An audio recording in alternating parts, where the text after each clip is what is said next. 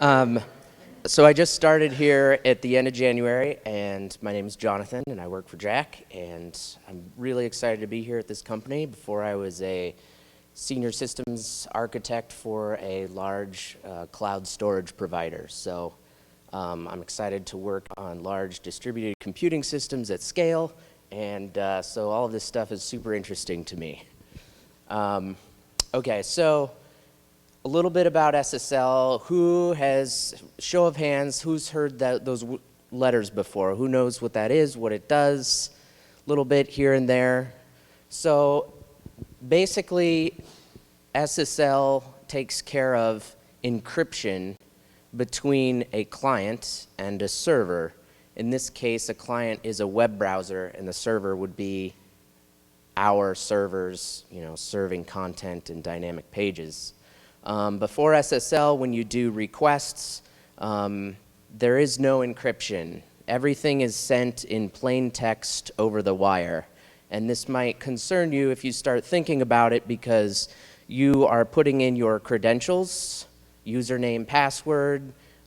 If you're using of course, the financial sector has figured this out in the past many years, but before then you were sending credit card information and everything over wireless. And it's very scary because anybody with a laptop now who's older than 8 years old can just sniff all of your packets, and they know what your username and password is, like just immediately. So before SSL, there's no encryption, no security at all. And of course, that's, for computer people like us, that makes us really uncomfortable. So it's a very important thing to protect that authentication that you do. And so, before we didn't have any of that. Also, conversations requires video support, and SSL will be able to enable that as well. So now, after we have SSL, we're very comfortable. All of our requests are properly encrypted between the client and the server.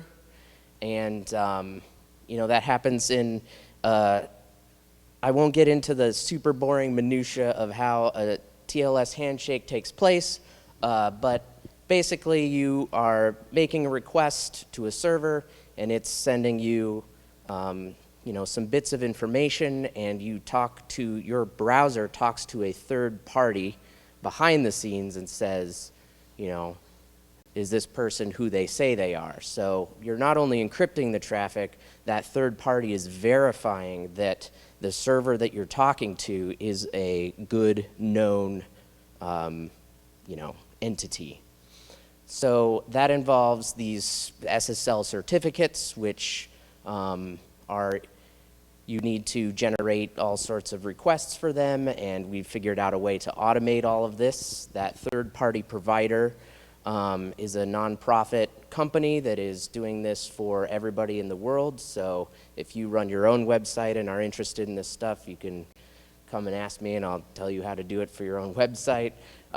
So yeah, this third-party provider is providing us with the certs.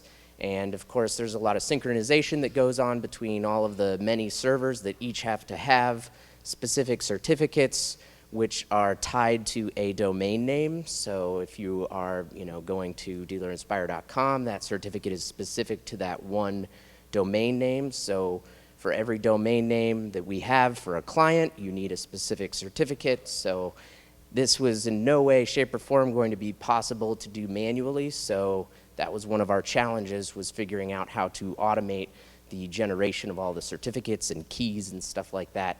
Also, the old school way of doing certs and keys would be maybe you'd make them valid for a year or 2 or 3 years so that your sysadmins didn't have to go around and do it all the time. But with this automated process, it's also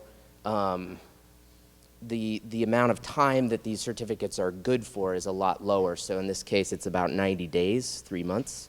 And so we needed to figure out a way to automate all of that, which we did and built in. So that's what we've been working on and doing with the SSL stuff.